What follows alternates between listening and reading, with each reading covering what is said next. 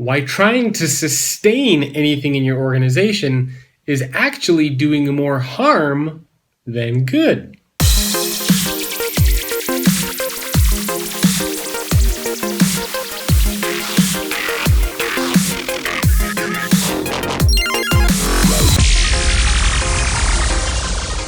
Hello everyone, welcome to another episode of The Future in 5. My name is Jacob Morgan. This is where I share my thoughts, ideas, and commentary on the future of work in 5 minutes or less.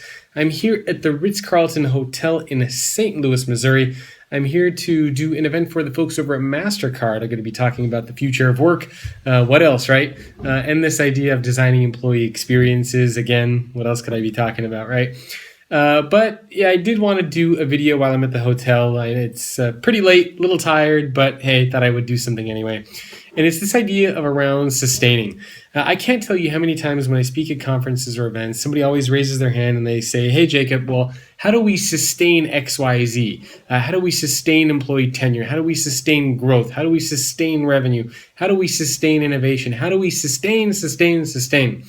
And my response to that is always, you can't, nor should you want to. I don't know about you, but when I hear the word sustain, I think of status quo. I think of freezing time and sort of carrying that over year after year. I don't think of movement, of evolution, of transformation, of progress, of going forward. And that's the problem, right? When we think of sustaining, we want to hold things in place. We want to keep those numbers the same year after year.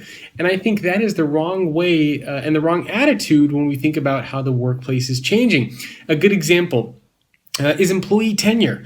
A lot of people are trying to figure out how do we keep employees at our organizations longer, but the progressive, the forward-thinking companies understand that sustaining that doesn't make sense anymore. So what do? Instead, they adapt their models, their ways of thinking around the employee. And so we have organizations that are tapping into the freelancer economy. We have other organizations that are building their own internal freelancer economies inside of their organizations. We have concepts such as the Alliance that are emerging and becoming quite popular.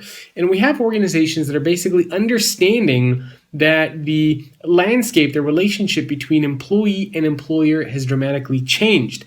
Now, the concept of sustaining anything there doesn't make sense, right? Because if you were to say, well, how do I sustain that same employee-employer relationship?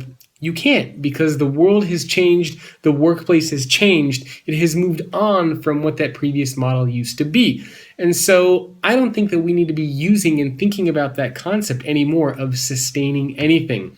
You can't, it's not going to work, and we instead need to think about how to adapt and evolve to the changes that we're starting to see. So instead of using the word sustain, why don't we try replacing that with the word adapt, with the word evolve, with the word transform?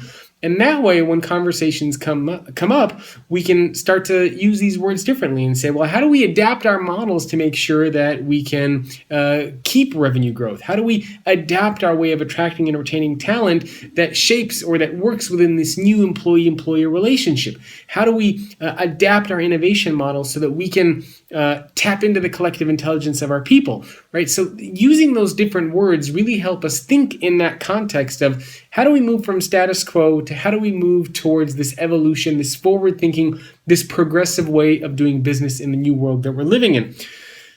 Those are my thoughts. I can't even talk anymore. It's too late. That's the sign. When I start stuttering over my words, that's a sign that it's time for bed. But I'm glad the stuttering happened after I was able to get through that. Curious to hear what you think on this topic. You know where I stand. I think this concept of sustaining is actually hurting us and not doing any good. We need to move on from that. Do you agree? If you want to get access to more of these videos, you can visit thefutureorganization.com.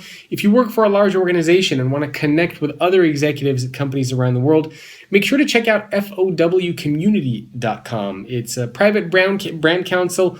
I help co-host a couple events every year for senior executives. So it's a really great place where I get a lot of insights and information that I then share with you. And if you want to subscribe to the newsletter, easy way to do that now. Just take out your phone, text the word future to the number 44222. That's the word future, and text it to the number 44222. I will see you next time on an episode of The Future in 5. I got to get some rest, otherwise I'm not even going to be able to talk anymore. I'll see you guys next time. Hey, Are you interested in the future of work? If so, make sure to subscribe to the YouTube channel so you can get all the latest content on the future of work and stay up to date on all the latest trends and happenings. Not to mention, you will make me very, very happy. Make sure to subscribe.